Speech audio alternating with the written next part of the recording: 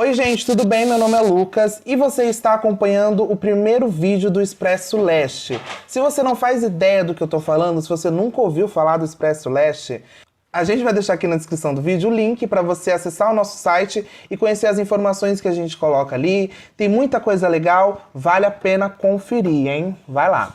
E no nosso primeiro vídeo, o tema que a gente vai falar vai ser sobre racismo. E para isso eu trouxe o Nassor Oliveira, ele é um ativista desse tema no Instagram, ele fala bastante sobre isso, ele entrevista pessoas, ele faz bastante live no Instagram dele, ele tem bastante seguidores, e aí a gente chamou ele para entrevistar, pra gente saber a opinião dele sobre esse tema, e para ele explicar basicamente o que é o racismo, no básico, gente, o racismo no básico, quando a pessoa é racista, e falar também sobre a questão do racismo estrutural, que é uma coisa que está muito em alta e muita gente também não sabe sobre isso.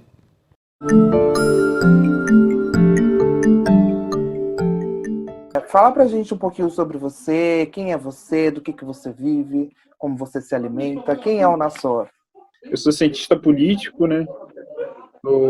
Natural do Rio de Janeiro, né? Lá onde eu me formei em ciência política.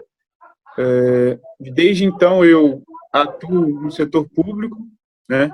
E pensando em complementar as minhas atividades, né? Para realizar o que eu me formei para fazer, que é, enfim, difundir conhecimento, eu estou participando e venho participando de várias iniciativas ao longo dessa trajetória, né? Seja de militância, já fui militante mais ligado à questão político-partidária, e de uns tempos para cá eu tenho atuado mais na área de educação, de promoção de educação política, né? Ano passado eu fui o embaixador do Politize, que é uma iniciativa que visa levar a educação política para as pessoas.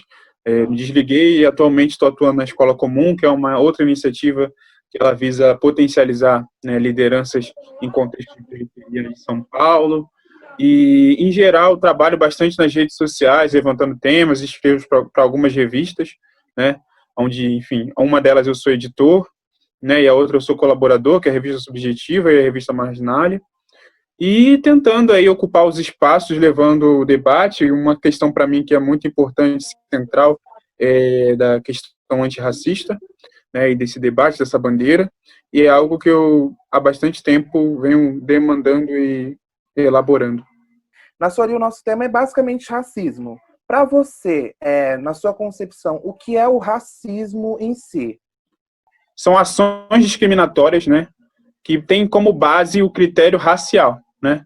A gente sabe que raça não é uma noção que é única, não é uma noção unânime, mas você cria uma ideia de raça sobre a qual você se considera superior, pode ser por vários fatores, religiosos, enfim, étnicos, ou de questões de virtudes morais que você acredita ter por pertencer a uma raça.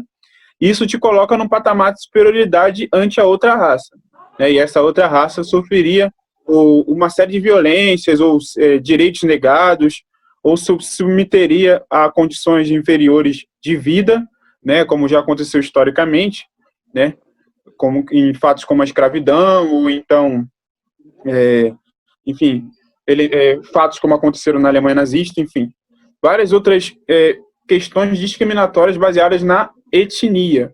E a gente tem que entender que o racismo ele funciona de etnia para etnia, e não é só com os negros que ele acontece, né? Mas no contexto do Brasil, quando a gente fala em racismo, é muito importante a gente centralizar a questão que quem mais sofre é a população negra. Nós estamos vendo pela internet muita gente se manifestando, muita gente falando sobre o racismo, e a gente também consegue ver muitas pessoas agindo contra esse movimento. Qual é a sua visão, assim, de internet? Ela potencializa encontros tanto de quem é antirracista, quanto das pessoas que secretamente, em salas de chat secretas, organizam ataques, ou são preconceituosas livremente, ou então negam o racismo sistematicamente. A gente vê isso na nossa política atual, e tem pessoas que acreditam realmente que não existe racismo, ou melhor, praticam racismo sob essa justificativa de que ele não exista, né? E tem amparo, né, uma rede de apoio ali na internet. Então, acredito que juízo de valor é difícil fazer, né? Mas eu acho que a guerra mudou de patamar. Se é bom ou ruim, eu não posso falar.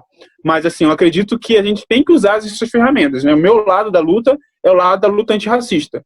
Né? A gente tem um movimento Black Lives Matter, ou Vidas Negras Importam, que é uma hashtag ao mesmo tempo que é um movimento. Então a gente entende por aí que as coisas não funcionam descoladas umas das outras, né? É muito difícil você descolar o que acontece nas ruas da internet. Não tem mais essa separação.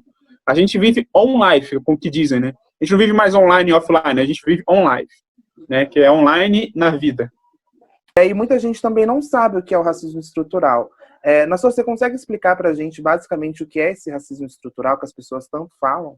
A gente teve recentemente, né, uma ascensão na busca por esse termo, né, um termo que foi popularizado no Brasil a partir de 2018, com o lançamento da obra do Silvio Almeida, na série Feminismos Plurais, da Djamila Ribeiro, enfim, debatendo esse tema, e não foi um tema que ele criou, não, é um debate que já existe com outros nomes, mas debate basicamente o systemic racism, ou a questão do racismo sistêmico, estrutural, estruturante dessas relações sociais. O que é isso?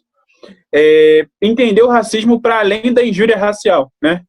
O racismo não é uma coisa que parte de um indivíduo, não é uma coisa que foi criada por um indivíduo. É uma série de relações, o racismo é relacional. E ao mesmo tempo que ele interpela relações individuais, ele interpela e toca nas instituições, ele toca nas relações de trabalho, nas relações jurídicas, nas relações políticas, religiosas. Então ele está em todas as camadas da sociedade, né? As camadas que dão sustentação. Então, no momento que eu estou fazendo uma lei, o racismo ele perpetra esse ambiente. No momento que eu estou escrevendo uma sentença, o racismo ele se faz presente. No momento que eu estou fazendo uma seleção de emprego, o racismo está presente. Então, o racismo estrutural, ele é por isso que a sociedade, mesmo, ela não precisa pensar para ser racista. Ela precisa continuar funcionando com os parâmetros que ela já tem para reproduzir esse racismo. Senhora, nós passamos por situações aqui no Brasil que são semelhantes à morte do George Floyd lá nos Estados Unidos, que foi o que causou a revolta das pessoas e causou o movimento Vidas Negras Importam. Pelo menos fez esse movimento se sobressair assim, na internet. Por que você acha que o Brasil não chega nesse estado? É muito difícil aqui no Brasil a gente encarar uma questão social como uma questão racial quando a gente ainda tem pessoas que negam o racismo. Então, a gente primeiro precisa reconhecer a existência desse racismo, né? E para ainda assim a existência desse preconceito racial, que no Brasil é muito velado pela ideia de democracia racial, né? E uma ideia de que aqui o problema seria social e não racial. Então, a gente tem ocupações de ruas em alguns momentos históricos do Brasil, né? Levantes populares e tal, como aconteceu em 2013, ou antes do período ditatorial, mas não com o tema da raça. Assim, a gente tem manifestações isoladas, até porque é uma realidade que acontece com mais frequência aqui no Brasil, né? Do que acontece nos Estados Unidos, na verdade, né? Assim, episódio de violência policial no Brasil a gente tem constantemente, né, estatísticas, por exemplo, de que a cada 23 minutos uma pessoa negra, jovem negro, morre, e, enfim, e aqui acaba entrando na questão se é criminoso ou não, está envolvido ou não, e quando a gente vê que sistemicamente existe uma política, né, que é um termo que também está muito em alta agora, que é necropolítica, que está sistematicamente matando os jovens negros. Então, a gente tem vários fatores aí, não negando a importância e as articulações do movimento negro no Brasil, são muito importantes, mas esse enfrentamento, até o enfrentamento com a polícia, a gente tem dificuldades, né? A gente tem um medo muito grande e a gente realmente corre risco de vida. Então, é um processo muito diferenciado e difícil. Tem uma frase aqui do Martin Luther King, e aí eu vou citar ela aqui, e aí você me fala o que você achou, me traz uma observação com essa frase, tá? O Martin Luther King, ele disse que a liberdade, ela nunca é voluntariamente oferecida pelo opressor, mas ela é exigida pelo oprimido.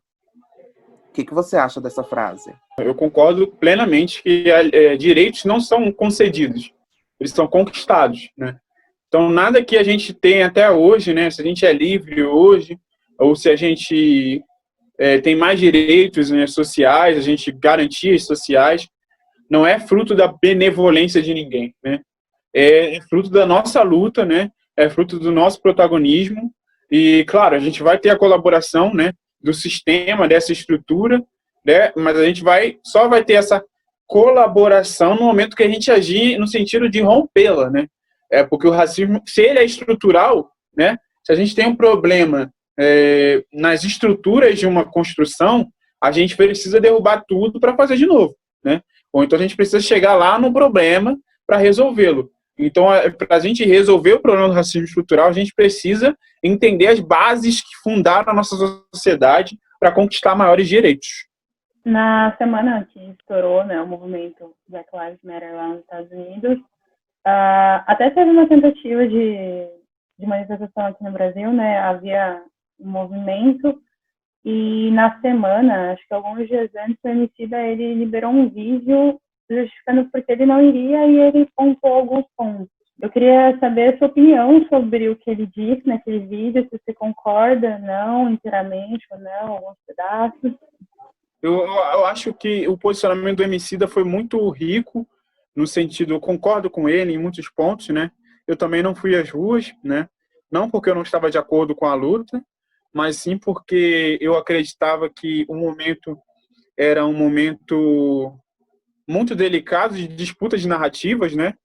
Por N motivos, né? Enfim, e quando a nossa vida está em jogo, né? Que é a vida das pessoas negras, a gente tem que tomar cuidado, ser responsável.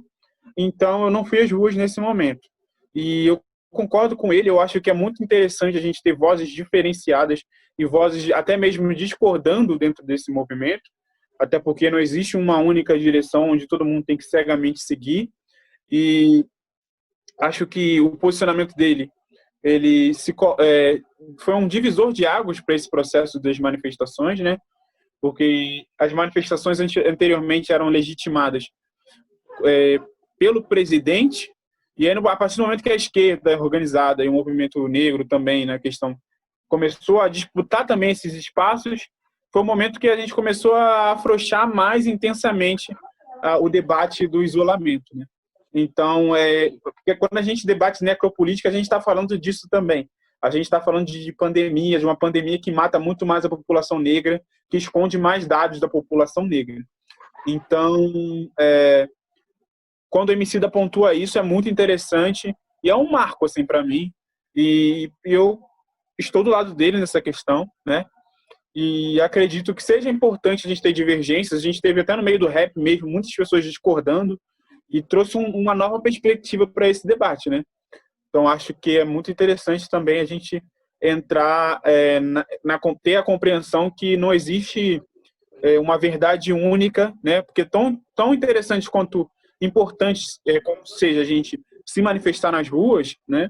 Existe uma realidade que nos vitimiza, né? Que nos coloca como prioritários na fila da morte, né? Por ambos motivos, seja pela violência policial, seja pela falta de assistência ou de estruturas que a gente tem para lidar com realidades como a da pandemia do coronavírus.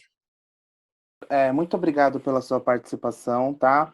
A gente vai deixar na descrição Nós vamos deixar na descrição do vídeo, na divulgação do vídeo, as suas redes sociais, para quem estiver interessado em saber mais sobre você, poder te seguir, tá bom? Valeu!